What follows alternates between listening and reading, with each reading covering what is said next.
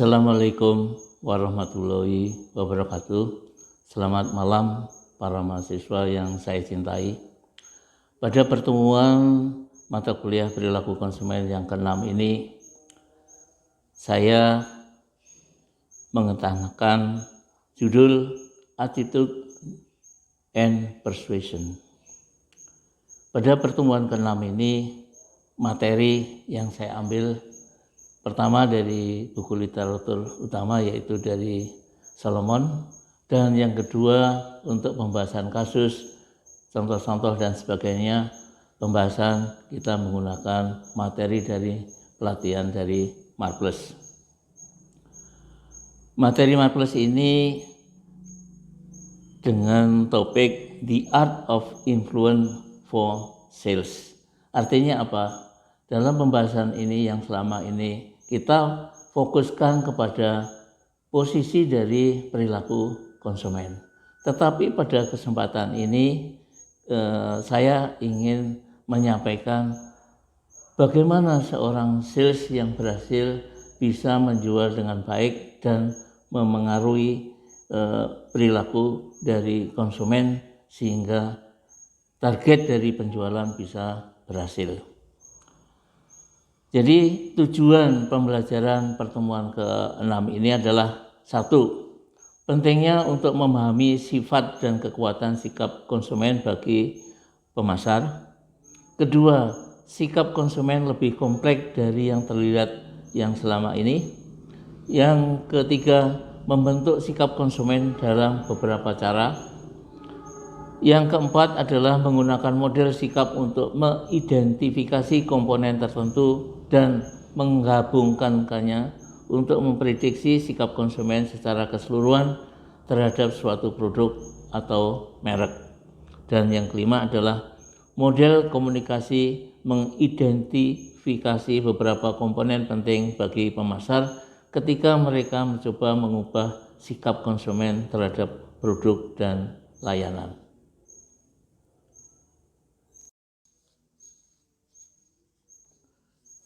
Baik, untuk selanjutnya kita membahas tentang definisi aptitude atau sikap.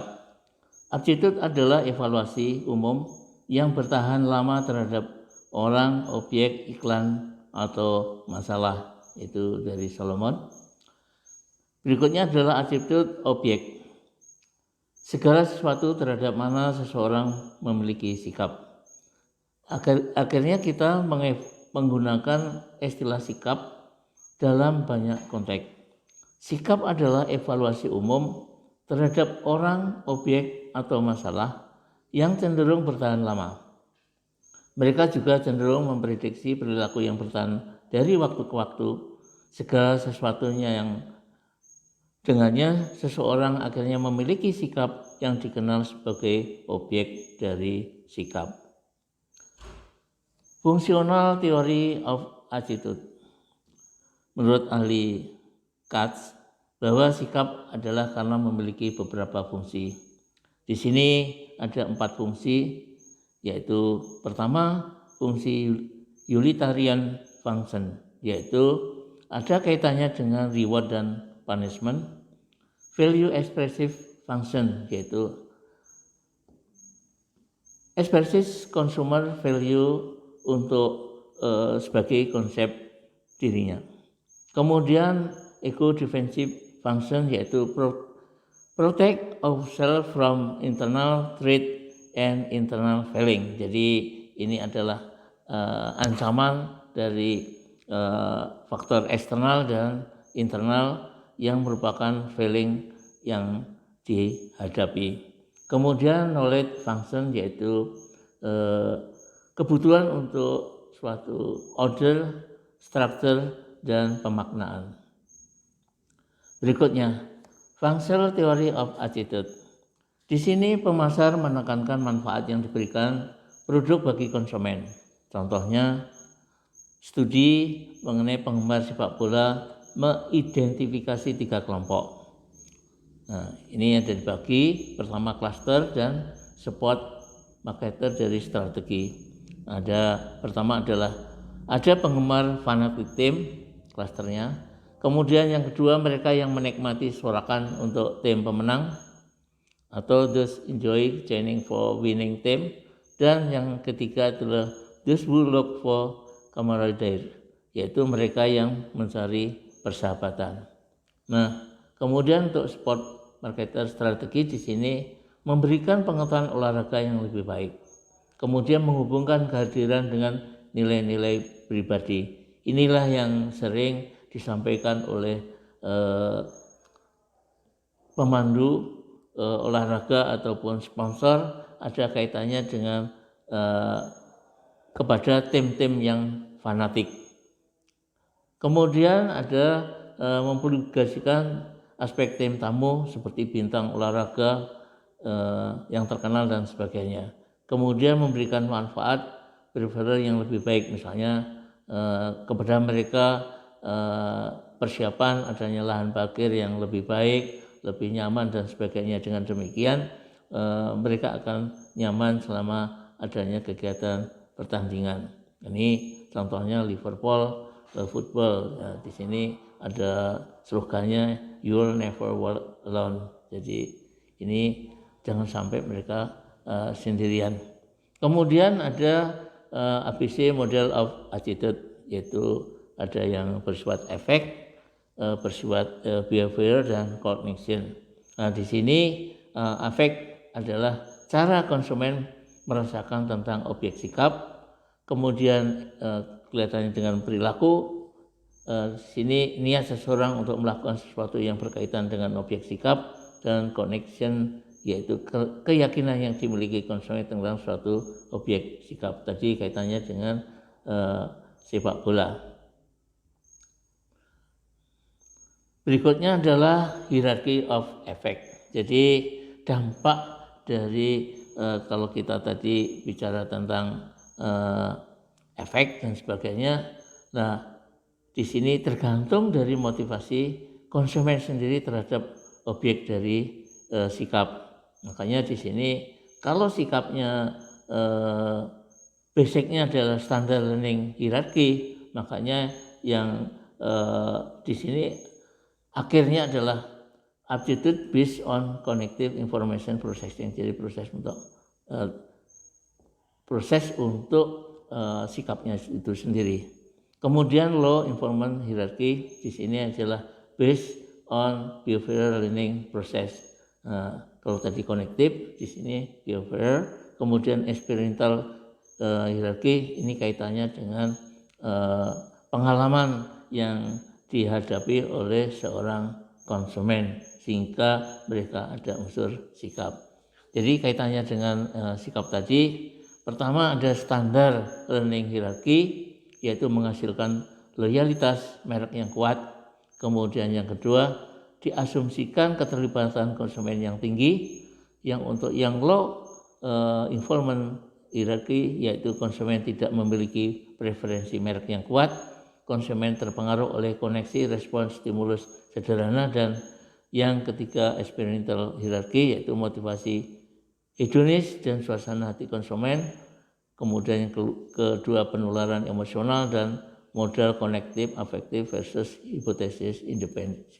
Jadi di sini yang baik adalah yang menghasilkan standar learning hierarchy, di mana dia menghasilkan loyalitas merek yang kuat. Kemudian ini ada contoh iklan. Iklan punya perasaan juga ya, yaitu digambarkan seorang anak dia melakukan kegiatan yang kaitannya dengan smartphone ya. Sekarang kan sedikit-sedikit smartphone. Iklan memakan emosi, misalnya perasaan optimis, ada perasaan hangat dan perasaan negatif. Mereka yang akhirnya iklan-iklan akan dipilih, misalnya di sini iklan Amazon.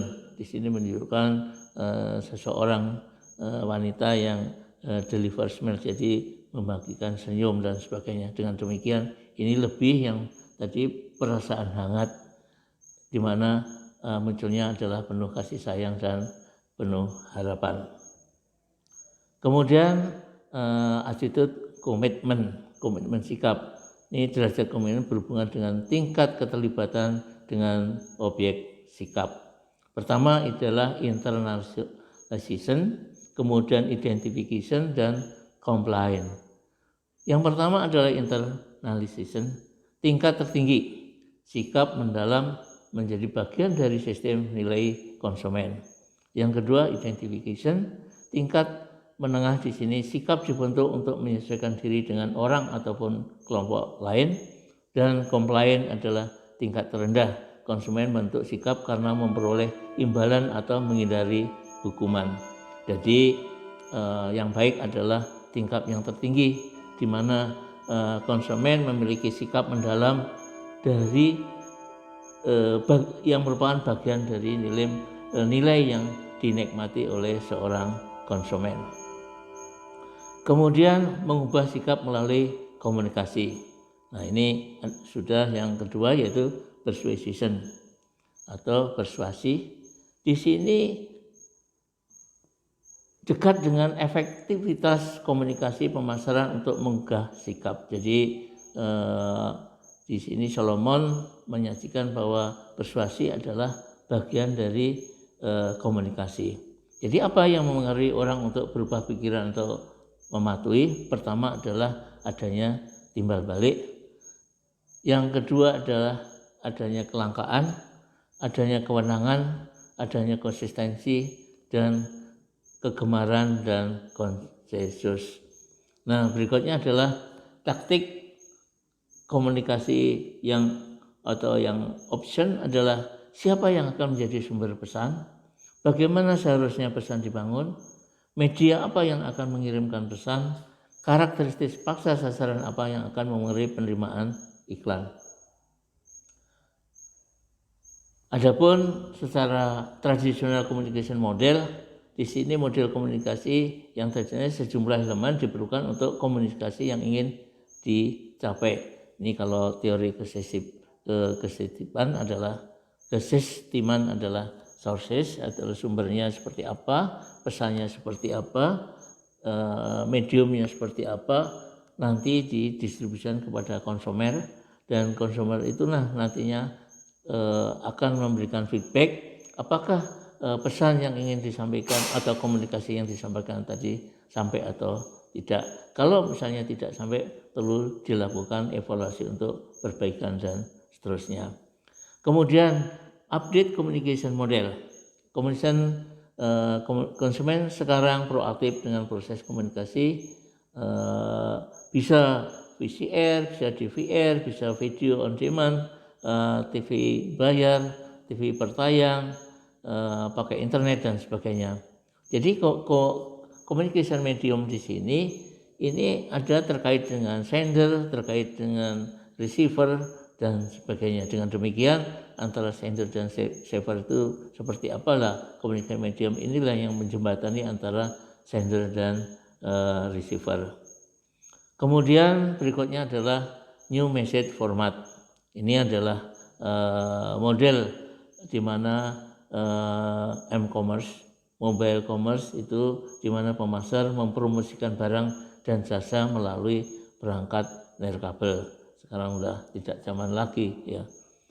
Blogging, orang mengirim pesan ke web dalam bentuk buku harian. New format blogging terdiri dari mob blogging, video blogging, podcasting, really simple syndication, dan vlog atau fake blog, dan twittering.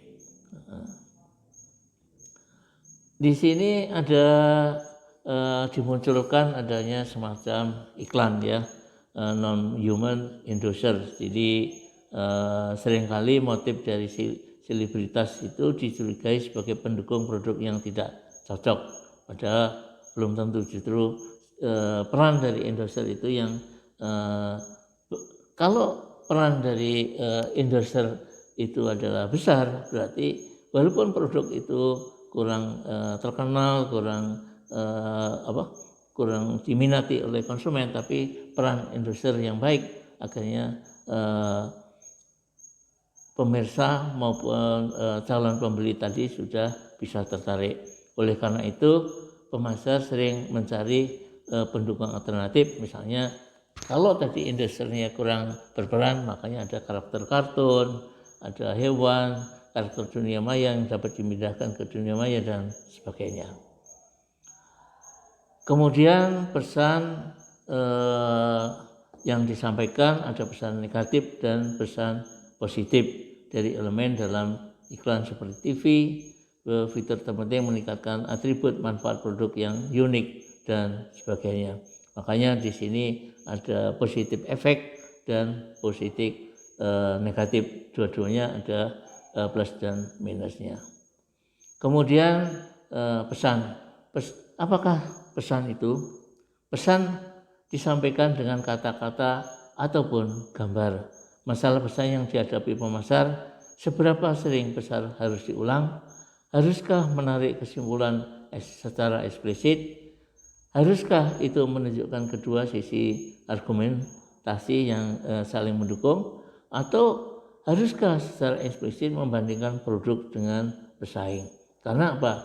Kalau produk yang kita miliki dibandingkan dengan produk pesaing tidak segera kita ketahui, akhirnya kita tidak mendapatkan informasi yang faktual mengenai kondisi di lapangan. Tahu-tahu produk kita sudah ketinggalan dan tidak bisa dijual. Kemudian pengiriman pesan. Komunikasi pesan visual versus verbal. Gambar visual dampak emosional yang besar. Pesan verbal situasinya adalah keterampilan tinggi, informasi faktual, lebih efektif bila diperkuat dengan gambar-gambar berbingkai. Perlu eksposur lebih sering karena sering adanya kerusakan dan sebagainya. Berikutnya adalah mengenai tadi yang kita angkat yaitu tentang studi kasus. Nah, dalam hal ini tentang art of influence for sales. Baik, untuk selanjutnya kita membahas studi kasus tadi ada kaitannya dengan sebagai pengantar.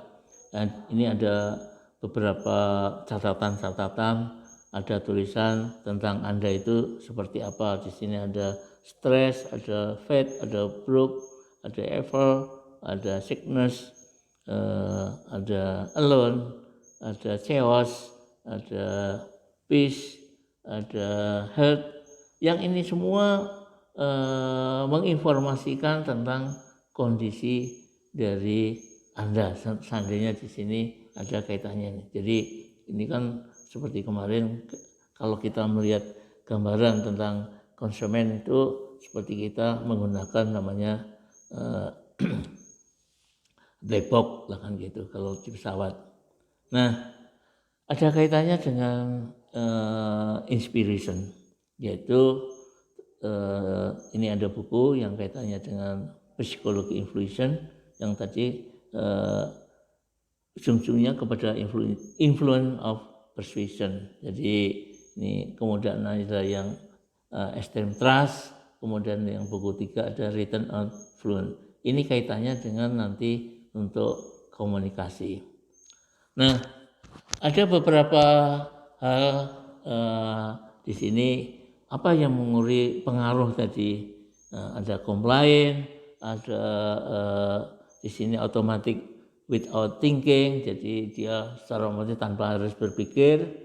Kemudian influence psikologi of compliant, ada macam-macam secara psikologis dan ada 6 klasik tanda-tanda dari pengaruh tadi atau influence. Nah, ada yang disebut dengan influence in low trust society. Ini yang dampaknya membuat kepercayaan jadi rendah ya.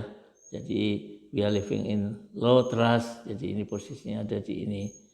Kita influence never to talk as exploitation. Kemudian kita combine with honesty, kaitannya dengan yang membuat kita sopan, kita misalnya dipercaya dan sebagainya.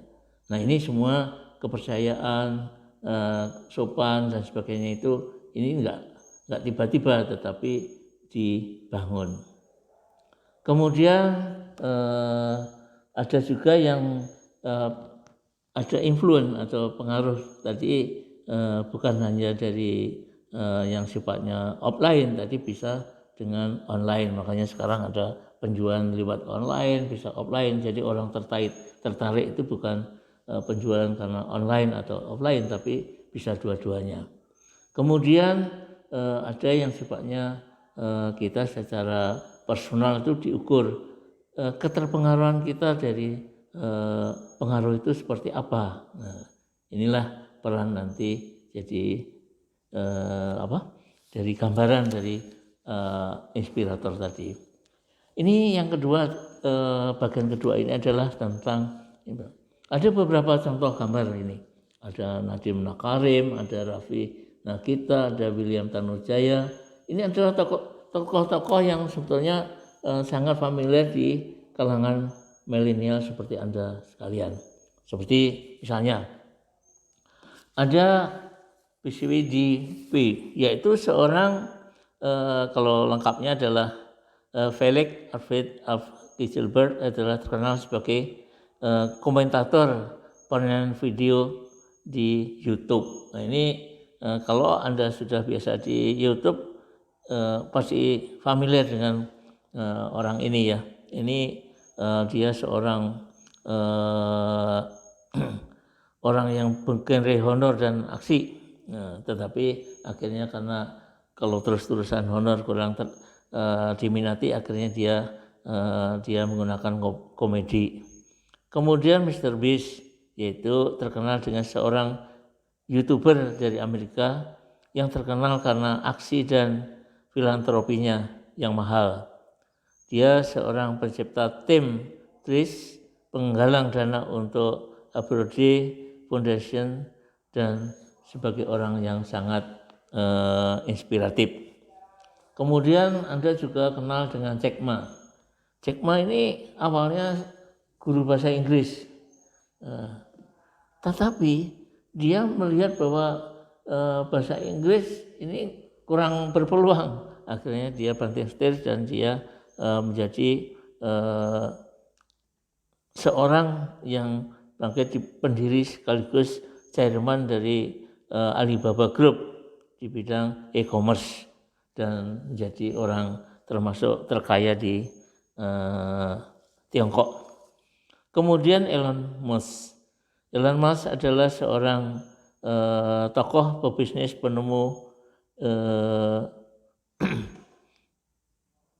industrialis dari Amerika Serikat sebagai pendiri CEO dari SpaceX dan produksi Tesla. Nah ini nanti ujung-ujungnya mengenai apa?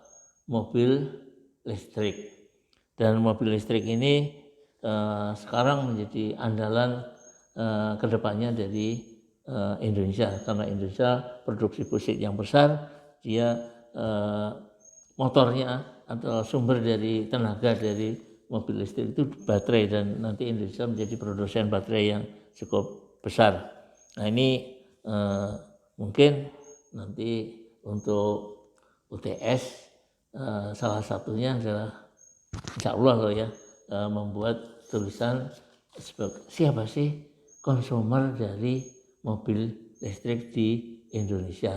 Ini nanti Anda akan banyak di internet dalam membuat tulisan mobil listrik ini cukup berapa lembar, 2-3 lembar sudah cukup. Jadi modelnya tulisan Anda ini sesuai dengan arahan dari Pak Miko. Untuk ujian, untuk ini kita nggak usah capek-capek membuat aja tulisan berapa 2-3 lembar dan sebagainya, tapi fokus tentang masalah misalnya kalau kita perilaku konsumen adalah perilaku konsumen mobil listrik. Ini nanti akan saya sampaikan.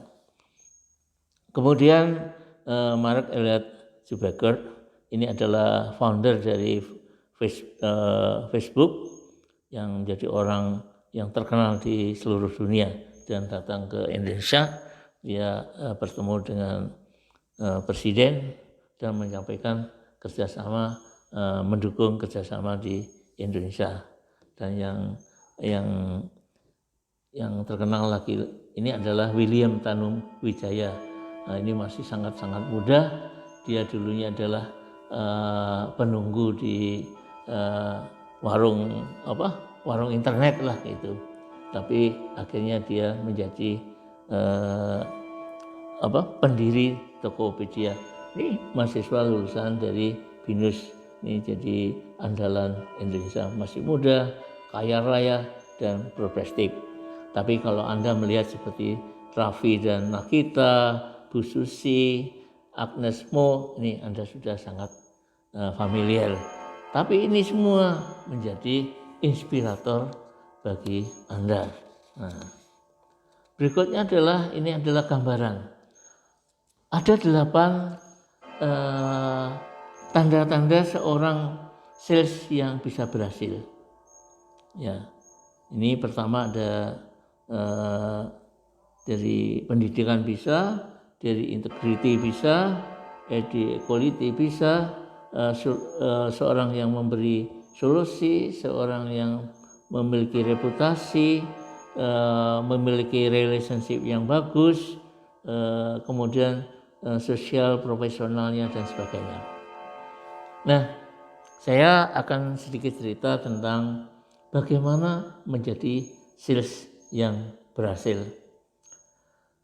Ada pengalaman dari kurang lebih 4 tahun yang lalu, itu lulusan dari STEMB, dia menjadi pimpinan di Tahura, Taman Hutan Rakyat di Dago.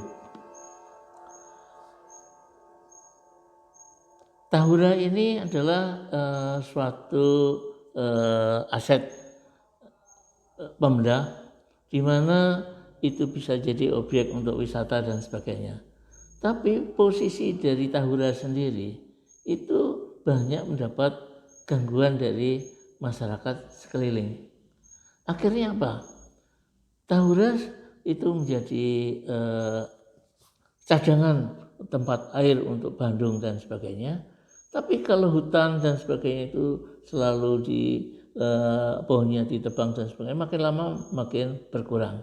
Untuk itu akhirnya ada suatu kerjasama antara manajemen Tahura dengan masyarakat sekelilingnya, di mana masyarakat sekelilingnya tidak harus menebang pohon, tetapi diberi kesempatan untuk bekerja sama memanfaatkan Tahura. Misalnya dia bisa beternak lebah untuk madu, kemudian bisa membuat jamur dan sebagainya yang nanti hasilnya dijual. Nah, tetapi masyarakat di sana itu mungkin membuat produksi jamur bisa, membuat madu bisa, tapi untuk menjualnya itu tidak bisa. Akhirnya waktu itu saya menjadi ketua di STEMB, akhirnya bekerja sama dengan lulusan dari STEMB untuk melakukan pelatihan, dan kebetulan yang melakukan pelatihan Pak Miko sendiri. Nah, saya dalam awalnya saya sudah menduga dari literatur menunjukkan bahwa kalau kita mendidik sales sejumlah 100 orang, itu biasanya yang berhasil itu tidak lebih dari 10%. 10% jarang sekali. Kalau yang kurang itu banyak. Betul, dari 100 orang diadakan pelatihan untuk pemasaran, kemudian diberi modal usaha dan sebagainya. Akhirnya apa? Dari selama kurang lebih 1 minggu diberi pelatihan, ternyata yang betul-betul bisa menangkap untuk menjual dan akhirnya bisa berhasil itu kira-kira hanya 8 orang atau 6 orang. Sedangkan yang 100 tadi, dan itu ada di lingkungan situ, akhirnya menjadi pegawai dari yang 6 orang ini. Inilah jadi adanya tanda-tanda keberhasilan seorang sales itu. Pertama dia akhirnya bisa punya reputasi, dia punya relation yang bagus, dia sebagai bagian dari solusi, dia expertise, dia sebagai seorang profesional, dia seorang pendengar. Ini ciri-ciri seorang sales yang baik, termasuk yang selalu belajar. Education di sini adalah selalu belajar dan belajar. Nah, ini adalah bagaimana seorang yang memengaruhi yang pada waktu lampau, sekarang, dan yang akan datang.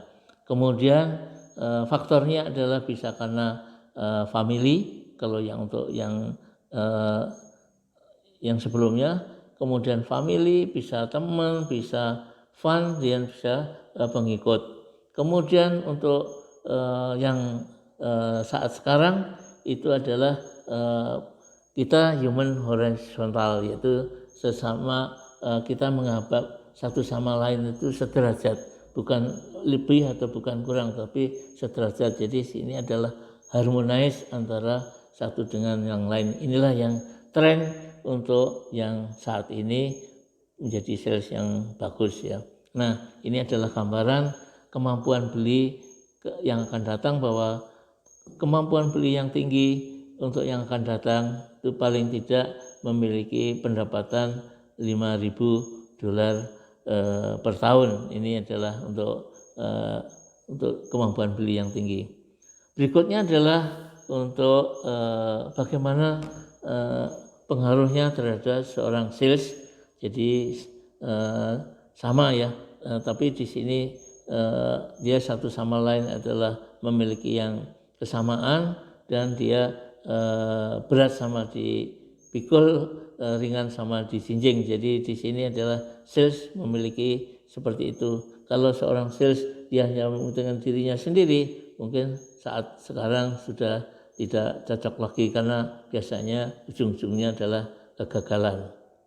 Nah, dimana tadi sales sama merupakan cycle tadi adalah dia adalah bisa berkembang, dia mendapatkan, dia dapatkan. Jadi dia dapatkan, dia pegang, dia akhirnya bisa berkembang, dan ini berputar terus, akhirnya di rolling terus, akhirnya bisa berhasil jadi baik. Nah, sedangkan kalau sales di sini artinya apa? Ada friend, ada teman, ada partner, ada customer, dan ada buyer. Jadi seorang sales itu harus bisa mengatakan kepada Anda problemnya apa. Kemudian dia juga bisa membutuhkan semacam nasihat atau advertise. Kemudian dia seorang customer harus diyakinkan sehingga dia bisa membeli secara continue, secara berkelanjutan dari Anda. Dan yang ketiga, dia selalu membeli dari Anda. Jadi tanda-tanda seorang sales yang baik, dia tahu masalahnya, dia bisa memberikan tahu masalah dari konsumen itu seperti apa. Yang kedua, dia bisa menasihati seorang konsumen, kemudian dia bisa meyakinkan konsumen sehingga konsumen bisa membeli secara teratur atau continue sehingga menjadi loyal. Dan kalau dia seorang pembeli, dia selalu membeli dari Anda. Inilah tanda-tanda seorang sales yang baik. Dia bisa kepada teman seperti apa, partner seperti apa, customer seperti apa, buyer seperti apa. Nah, bedanya customer dan buyer di sini adalah seperti contohnya seperti berikut. Customer itu belum tentu sebagai buyer, misalnya gini, atau pengguna belum tentu sebagai pembeli. Kalau saya membeli sepeda motor untuk anak saya, yang membeli saya, tapi penggunanya adalah anak saya. Nah, biasanya yang mengetahui tentang kualitas itu baik atau tidak bukan buyernya, tapi penggunanya, konsumennya. Nah, yang berikutnya adalah ada 9 prinsip yang berpengaruh untuk penjualan, yaitu apakah teman Anda itu membeli atau tidak. Nah, di sini ada gambar-gambar, nanti Anda bisa dapatkan itu mengenai yang tadi yang awalnya tadi mengenai get, keep, grow dan sebagainya. Nah, kemudian pertama adalah seorang selalu membeli dari Anda dan Anda akan memberikan yang terbaik untuknya. Nah, kemudian bagaimana dia selalu membeli dan dia selalu walaupun mereka tidak memilikinya. Nah, kemudian dia selalu konsisten terhadap keinginannya dan inilah suatu komitmen untuk selalu membeli. Nah, kemudian seseorang ingin membeli walaupun dia mendapatkan sumber yang lain. Nah, ini yang bahaya adalah seperti ini, apabila dia membeli suatu barang tetapi didapat dari orang lain, sumber yang lain, padahal harusnya sama dari Anda. Nah, ini jangan sampai terjadi seperti ini. Dan yang berikutnya adalah seorang bisa membeli lebih walaupun orang itu sebetulnya tidak membutuhkan. Nah, ini juga penting juga. Kemudian seseorang tidak mesti harus merasa ekspektasinya itu terpenuhi dari apa yang dari penjualan tadi, tetapi dia paling tidak memberikan suatu apresiasi. Nah, di sini prinsip transparansi. Yang berikutnya seorang penjual selalu menjadi orang yang selalu bisa mendengarkan. Dia seorang ahli yang akhirnya bisa memberikan rekomendasi. Jadi seorang sales yang baik itu bukan yang banyak bicara, tetapi yang selalu banyak mendengar dan setelah selesai dia bisa memberikan suatu rekomendasi tentang apa yang menjadi masalah, apa yang diinginkan oleh seorang calon pembeli atau pembeli. Dengan demikian dia mendapatkan advertises dari seorang penjual. Kemudian seorang pembeli selalu mendengarkan, tidak selalu mendengarkan saja, tetapi dia kadang-kadang juga harus bicara. Nah, inilah yang kadang-kadang empati di sini muncul. Kalau seseorang itu misalnya seorang pelanggan kita itu masih mau komplain, itu masih baik. Tapi kalau pelanggan kita tahu-tahu pergi meninggalkan kita, berarti tidak ada empati lagi. Jadi kalau ada pelanggan yang komplain dan itu berarti masih baik. Tetapi pelanggan yang tidak baik, dia tidak komplain tapi langsung meninggalkan kita. Ini yang bahaya. Nah, ini prinsip yang kaitannya dengan apologi. Kita selalu minta maaf ya kalau misalnya ada hal-hal yang tidak baik atau misalnya kita kurang terbuka, itu kita mesti harus misalnya menggali supaya mereka bisa cerita dari konsumen itu apa keluhannya, sehingga dengan demikian kerjasama antara penjual dan pembeli itu jadi baik. Dengan demikian kekurangan atau kesalahan itu bisa segera diketahui. Dengan demikian judulnya adalah bahwa tidak ada yang tidak bisa diselesaikan. Jadi karena manusia, seorang konsumen itu bukan binatang ya, tetapi dia adalah orang yang selalu sadar akan dirinya. Jadi kalau manusia yang selalu membeli tanpa sadar itu ada batasnya juga. Pada saat sadar dia, ini ada ini. Kemudian orang yang ahli adalah orang bisa memengaruhi, orang yang secara sadar dia memiliki kemampuan untuk memengaruhi. Jadi seorang yang selalu mengingatkan kepada seorang penjual selalu mengingatkan kepada konsumennya, ini berarti ada semacam hubungan yang sifatnya friendship. Jadi tidak ada yang sifatnya abuse of power. Jadi ada